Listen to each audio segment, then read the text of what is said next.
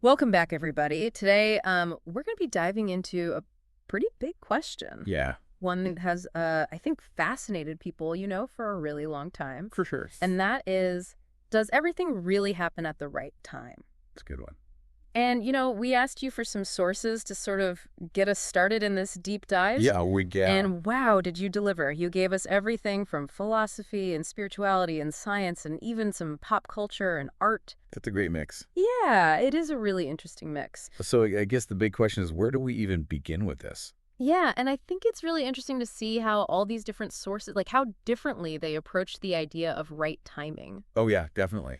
Some of them lean really heavily on trusting the flow of life, Yeah. Mm, almost surrendering to like a universal guide. yeah. Then you've got like quantum physics with all these crazy possibilities about destiny and even a little bit of astrology thrown in there for good measure. It's like we're trying to put together all these puzzle pieces that don't really seem like they fit. Right. You get this idea of a path that's already laid out for us. Yeah. And then at the same time, you have the craziness of random events. That makes you wonder, like, how much control do we actually have? Exactly. Speaking of chaos, Oh, there we go. one of the articles even mentioned chaos theory. Oh, yeah, chaos theory. That idea that even like the smallest event Right. can lead to these huge unforeseen Hence the consequences. psi effect. Exactly. Like, what if that butterfly flapping its wings in Brazil really did cause me to like trip and spill my coffee this morning? Well, I mean, maybe it did. Right. That's the cool thing about chaos theory. Yeah. It says that even in a world that feels random, everything's connected. Yeah. It doesn't have to be about some big divine plan or anything like that, Right. but more like understanding that even our small choices, Uh-huh. they can ripple out in ways that we could never imagine. So maybe it's not so much about everything being predetermined, Right. but more about how we understand things after they've happened. I think so. Like we see the patterns and connections looking back that maybe weren't obvious at the time. Exactly. We humans love stories. Yeah. We want to make sense of things, and so we connect the dots. Yeah. Looking back, we find meaning even in things that seem random or even like really tough at the time. Yeah. And then it starts to feel like everything happened for a reason. Even if we couldn't see it then, Oh, totally. think about a time when something unexpected happened to you, something that, at the time didn't make sense. But then looking back, it totally changed your life for the better. Does it feel like it was meant to be now? That's a really good point. Yeah. And it actually reminds me of something else that came up in a couple of the sources. What's that? This whole idea of, the power of our perception. Okay. Like there was this one article that mentioned pareidolia, Pareidolia. which is that thing where you see faces in random patterns. Oh, yeah, like in the clouds or on toast or whatever. Exactly. And it's like, it shows how much we want to find meaning, 320. to make sense of things, even when there might not be any real order there. We impose order on the chaos. Right. And that doesn't just happen with faces in clouds, Right. It goes way beyond that. People see patterns in the stock market. They Yeah. find hidden messages in songs. Well, They even connect completely random events. Like it's all some big conspiracy. it's like we're hardwired to look for connections. There's actually a term for that too, right? Apophenia. Oh, yeah, apophenia. Seeing connections where there might not actually be any. Right. And, this need to find patterns and meaning, it can totally change how we experience right timing. Oh, how so?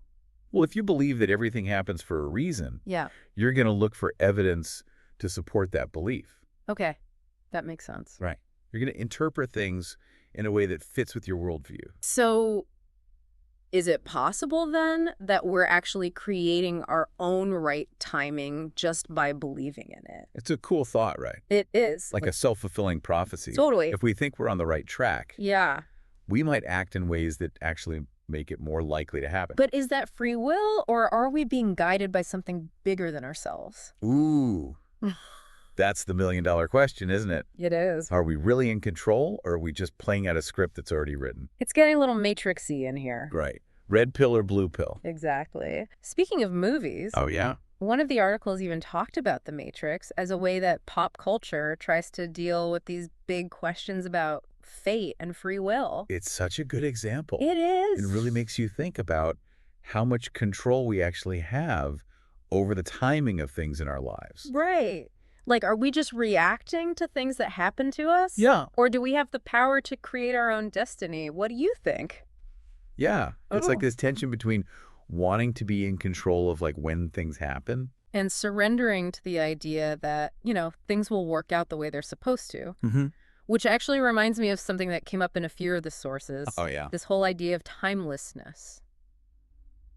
Like challenging how we usually think about time as, past, present, and future. It's a different way of looking at things, for sure. Yeah, like what if it's all happening at once? Right, all interconnected like a big web. And maybe that's where those moments of synchronicity come in. Ah, synchronicity. Those weird coincidences that feel like they're more than just random chance? Like when you run into someone you were just thinking about. Exactly. Or you find the exact information you need at the perfect moment. It's like the universe is trying to tell you something. It really does feel that way sometimes. Jung, the psychologist? Yes. He was really into synchronicity. Okay. He thought it pointed to like a deeper reality, a place where our inner world and the outer world kind of blend together. It's like in The Alchemist. Oh, yeah, good one. You know how Santiago keeps meeting people and having these experiences that lead him to his destiny? It's not always clear why things are happening. Right. But you get the sense that he's exactly where he's supposed to be. Trusting the journey. Exactly.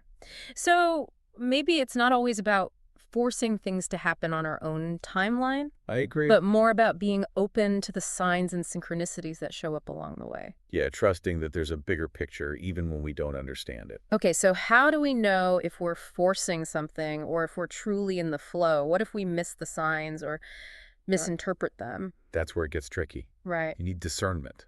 Okay. Being aware, being present and listening to your gut. Your intuition. Exactly. But didn't we talk about the danger of seeing connections where they don't exist? We did apophenia, remember? Yeah.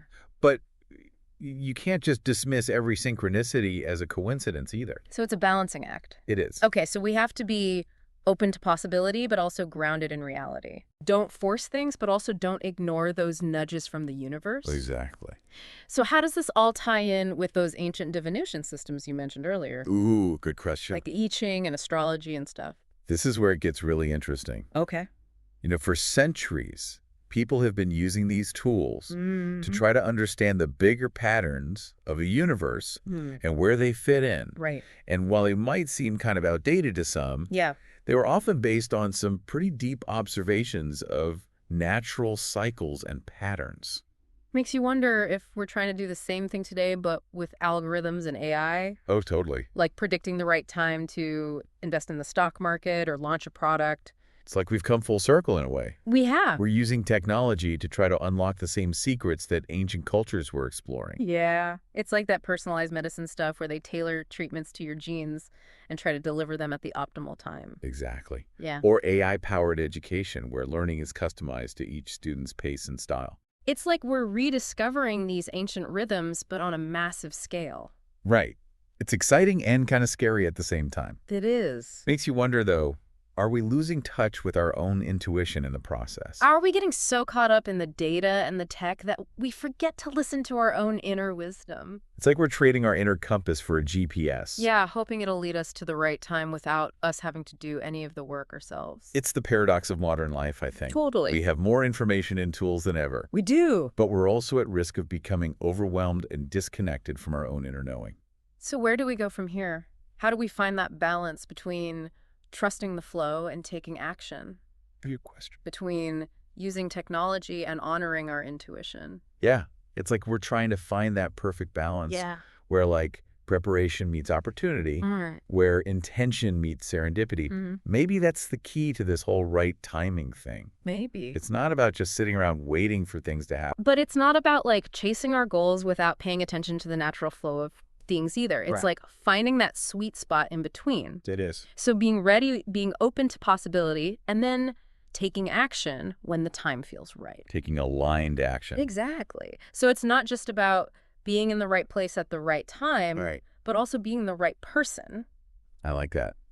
Like doing the work, developing our skills, getting clear on what we want so that when the opportunity comes, we're ready for it. I think that's a great way to put it. Yeah. It's like we're co-creating our reality. We are. We're not just puppets, but we're not completely alone either. Yeah. It's this dance between what we choose and the forces that shape the world around us.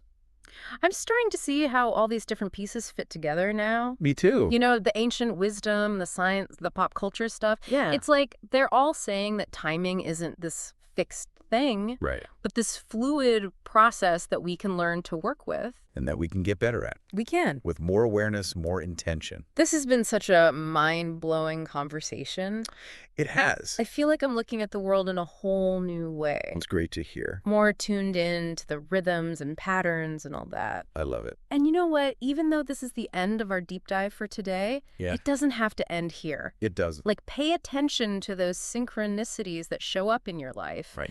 Think about those times when everything just clicked into place, and trust that even when things feel crazy or uncertain, there's something bigger guiding you. To the right time. To the right time for your journey to unfold. Exactly. So to our listener, keep exploring, trust your gut, and embrace the mystery of right timing in your own life. Good advice. Who knows what synchronicities and opportunities are waiting for you? Until next time, happy exploring.